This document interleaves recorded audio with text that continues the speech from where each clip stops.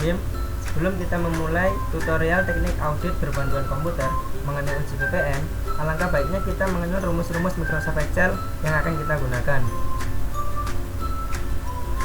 Adapun rumus Microsoft Excel yang akan kita gunakan adalah mengenai fungsi logika. Fungsi logika yang pertama adalah fungsi if.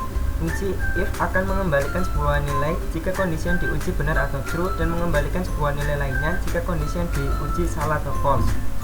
Rumus dari fungsi if ini adalah sama dengan if buka kurung logical test yang berisi mengenai kondisi yang akan diuji, value if true sebuah nilai yang jika kondisi yang diuji adalah benar, value if false sebuah nilai lainnya jika kondisi yang diuji adalah salah. Selanjutnya adalah fungsi and.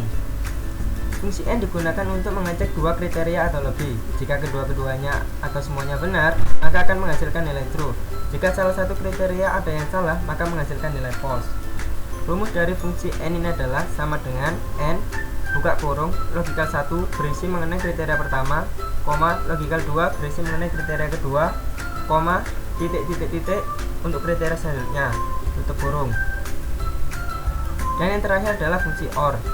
Fungsi or digunakan untuk mengecek dua kriteria atau lebih. Jika salah satu kriteria benar, maka akan menghasilkan nilai true.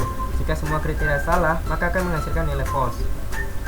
Adapun rumus fungsi or adalah sama dengan or buka kurung logical 1 yang berisi mengenai kriteria pertama, logical 2 yang berisi mengenai kriteria kedua, titik untuk kriteria lainnya, tutup kurung.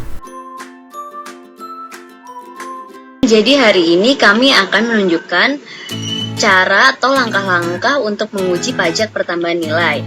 Nah, dalam menguji PPN ini ada dua kriteria. Yang pertama, apabila penjualan berasal dari penjualan lokal, maka akan dikenakan PPN sebesar 10% dari penjualan. Namun apabila penjualan berasal dari penjualan ekspor, maka tidak akan dikenakan PPN atau PPN-nya sebesar 0%. Nah, kemudian di keterangan ini akan menghasilkan keterangan yaitu strip apabila kedua kriteria tadi terpenuhi. Namun apabila salah satu dari kriteria tersebut tidak terpenuhi, maka akan memunculkan kata-kata PPN salah.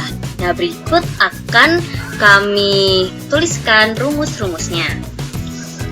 Rumus yang akan dimasukkan yaitu and, if, lalu buka kurung, or, buka kurung, and, pilih sel yang pertama yang akan diuji yaitu sel lokal ekspor.